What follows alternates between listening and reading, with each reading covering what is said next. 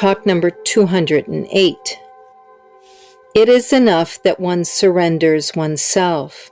Surrender is to give oneself up to the original cause of one's being. Do not delude yourself by imagining such source to be some God outside you. One's source is within oneself. Give yourself up to it. That means that you should seek the source and merge in it. Because you imagine yourself to be out of it, you raise the question, where is the source?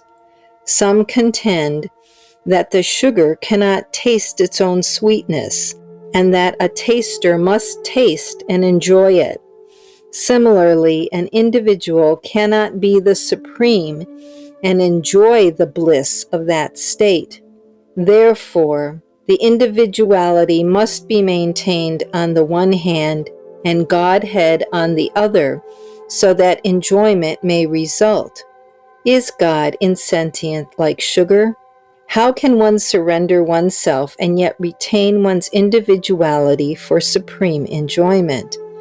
Furthermore, they say also that the soul, reaching the divine region and remaining there, serves the Supreme Being.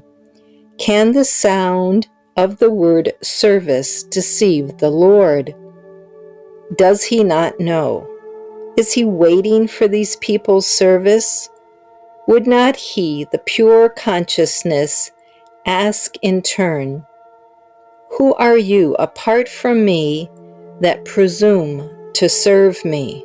Still more, they assume that the individual soul becomes pure by being divested of the ego and fit for being the body of the Lord. Thus the Lord is the Spirit, and the purified souls constitute his body and limbs. Can there be a soul for the souls? How many souls are there? The answer must be, there are many individual souls and one supreme soul. What is soul in that case? It cannot be the body, etc. What remains over after all these are eliminated must be said to be the soul.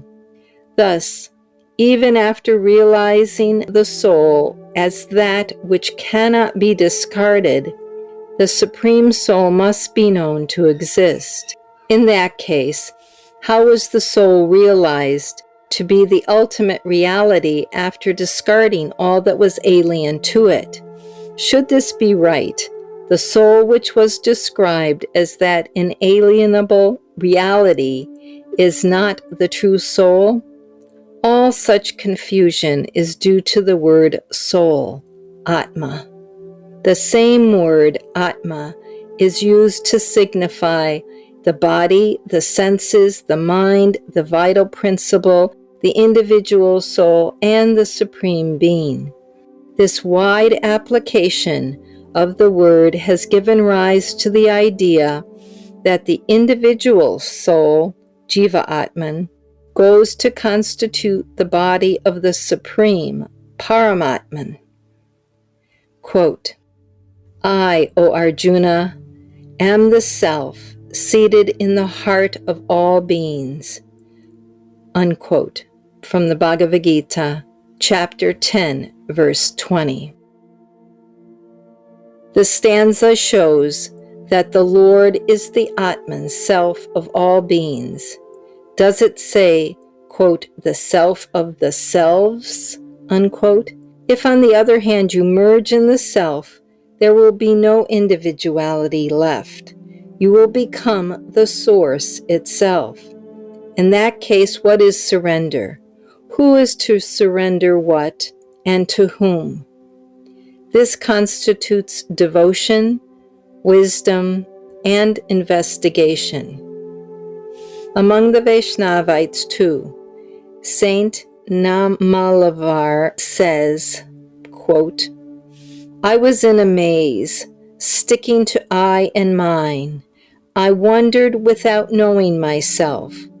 On realizing myself, I understand that I myself am you, and that mine, that is my possessions, is only you. End quote.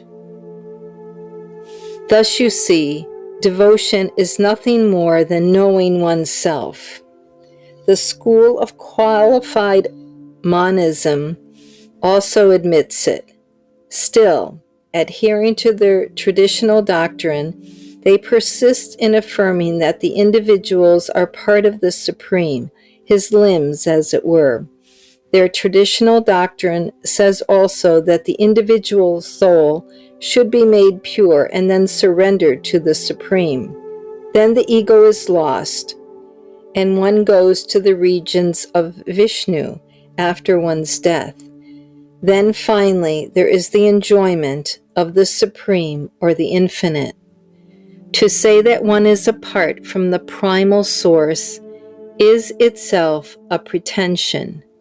To add that one divested of the ego becomes pure and yet retains individuality only to enjoy or serve the Supreme is a deceitful stratagem. What duplicity is this? First, to appropriate what is really his, and then pretend to experience or serve him. Is not all this already known to him?